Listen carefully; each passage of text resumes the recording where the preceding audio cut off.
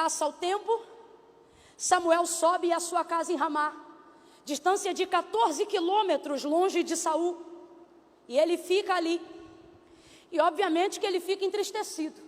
E então, depois de um tempo, porque quando a gente cobre demais quem não deve, a gente se machuca. Quando a gente quer fazer pelo outro o que só ele precisa fazer por si mesmo, a gente se machuca. Quando a gente acha que porque tem a unção de Deus, a palavra de Deus, a chamada de Deus, tem também o poder de Deus para fazer o que quiser, a gente também se machuca. E só o tempo coordena as coisas de maneira a ir colocando no lugar e assentando a coisa. Eu não estou dizendo que o tempo resolve tudo, mas até que Deus resolva, todo mundo precisa passar pelo processo do tempo. E aí ele está lá, e então a voz do Senhor se manifesta a Samuel depois de um tempo. Agora eu te pergunto, Samuel está retirado, e depois de viver uma vida inteira no ofício sacerdotal, e tributar todos os seus dias para dar conhecimento, para mentorear Saul e viver ali o dia a dia das atividades do reinado, responda para mim, retirado ele está alegre ou está triste? Está triste. Eu não posso aqui afirmar que ele está em depressão, mas posso aqui afirmar que alegria não é o que ele sente. Então a voz do Senhor vem a Samuel, depois de um tempo, vem a Samuel como vinha, esse jeito que parece até que no caso dele ele ouve de fora para dentro, de tão absurdamente que ouve. Esse jeito que desde o dia que a gente lê na Bíblia, a gente acha que Deus fala com a gente assim. Fica até preparado, achando, meu Deus, Deus vai falar comigo. E Deus pode fazer isso, mas às vezes Ele não faz. Porque se você ouvir uma voz de fora para dentro, você cai dura na hora. Pá! A bem da verdade é que a maioria das vezes que a voz de Deus se manifesta ao nosso respeito, seja a palavra ou por uma revelação pessoal, ela é inconfundível, porque ela estabelece algo na gente. E isso normalmente acontece de dentro para fora. É como se a voz não se manifestasse de fora para dentro, mas de dentro para fora. É uma certeza que a gente tem de um comando. A voz do Senhor se manifesta a Samuel e vai liberar para ele uma palavra que vai mudar a chave dos tempos da vida humana, que vai confiar a ele a escolha e a unção da vida do maior rei.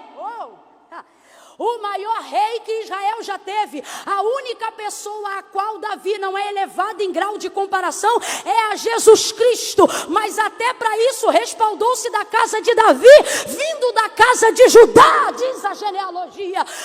E Deus vai confiar essa autoridade, essa honra e essa alegria para a vida de Samuel. Aleluia! E diz para ele, Samuel, isso aqui é terapia de Deus com Samuel. Se você tem condições, procure um psicólogo, procure um terapeuta. Mas se a coisa está ruim e não aparece ninguém, entra no teu quarto, fecha a tua porta, porque o médico dos médicos também entende da ciência da mente. Samuel, até quando terás dó de Saul? Até quando você vai ter pena? Pena é o tipo de sentimento que deixa a gente em frangalho, deixa a gente para baixo. Até quando tu terás dó de Saul, havendo eu rejeitado, para que ele não reine em Israel? E aqui, o Deus que traz o confronto, também já traz o consolo, dentro da palavra do confronto. Falei isso esses dias na nossa igreja sede, e reproduzo aqui, debaixo da mesma direção divina.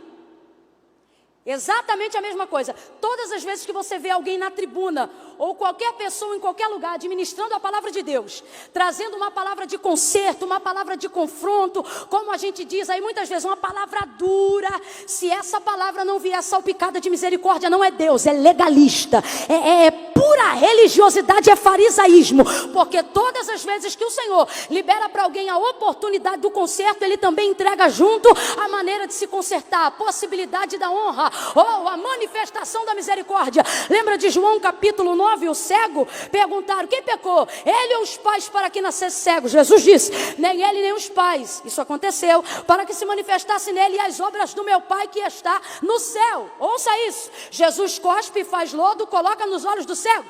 E aí o texto diz que Jesus fala, vai ao tanque de Siloé e lava-se. Sujou, jogou lama, o homem ficou numa posição, no mínimo, humanamente falando, constrangedora, andou pela rua até chegar ao tanque, sendo visto e lameado pelas pessoas. Isso fala de um nível de denúncia, de um nível de exposição, de confissão, que é natural de quem quer consertar a vida com Deus, de quem quer viver a cura das enfermidades. Eu já preguei isso aqui nessa igreja, só que o texto diz que chegando lá ele se lava, e quando ele se lava ele já estava curado. Camila, não entendi, vai entender. Deus trouxe a gente aqui para a gente entender isso.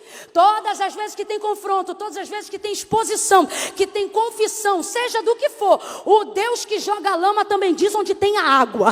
O Deus que faz a ferida também diz aonde tem bálsamo.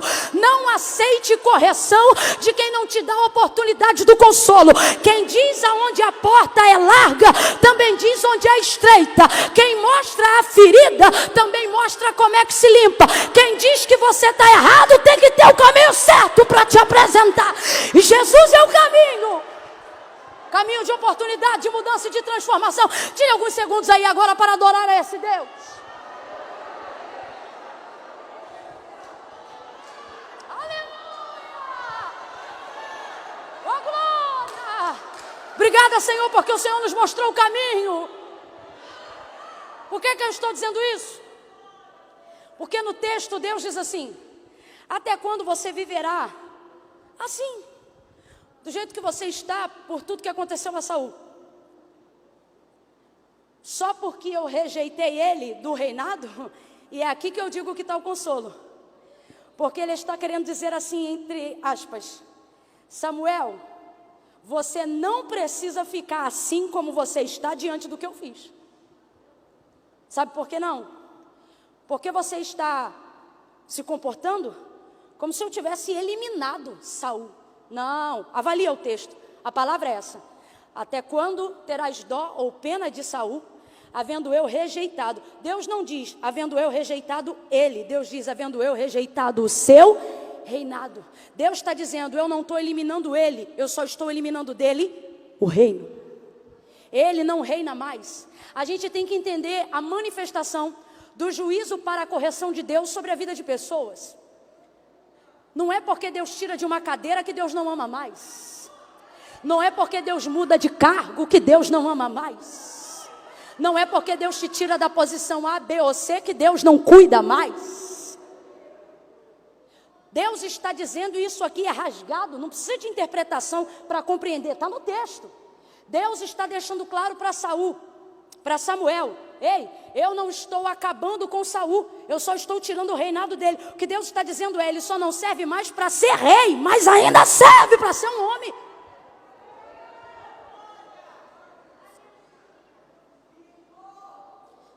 Enche o teu vaso de azeite, em algumas versões o teu chifre, e vai ou vem, e eu vou te enviar à casa de Jessé o belemita, porque dentre os seus filhos me tenho provido de um rei. O da bateria pode vir também, pode vir todo mundo do louvor. Vocês entenderam? Até quando eu vou te usar para ungir um rei? E deixa eu te falar uma coisa que hoje Deus me lembrou dessa verdade que eu sempre falo, mas hoje Ele pregou para mim.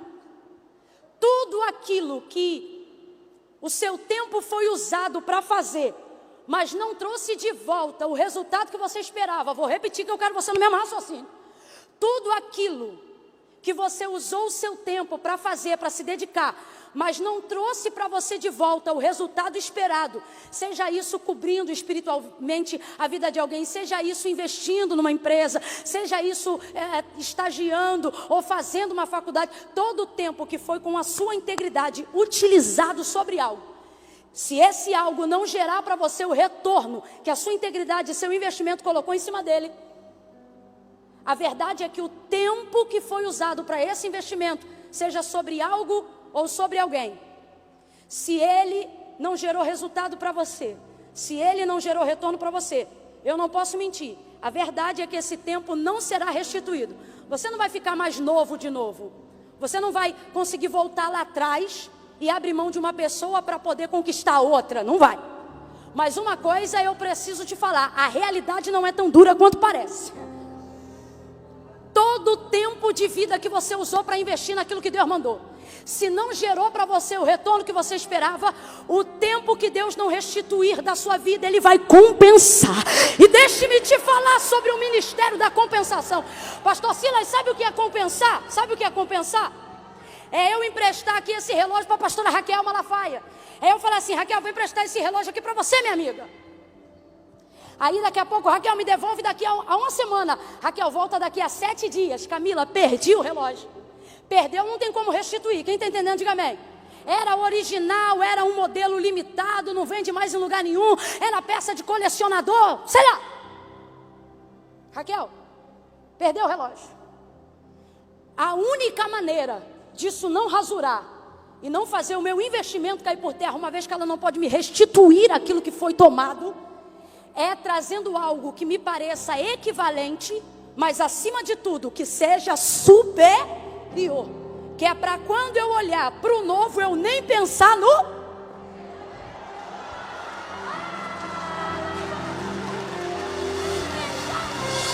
Fica de pé se você acredita que Deus te trouxe aqui para compensar. Deus vai compensar. Será que você nunca parou para pensar? Vai ver que é porque não está escrito no texto e a gente acha que não aconteceu. Mas eu vou falar aqui. Deixa eu ver se eu ainda tenho escrita na Bíblia.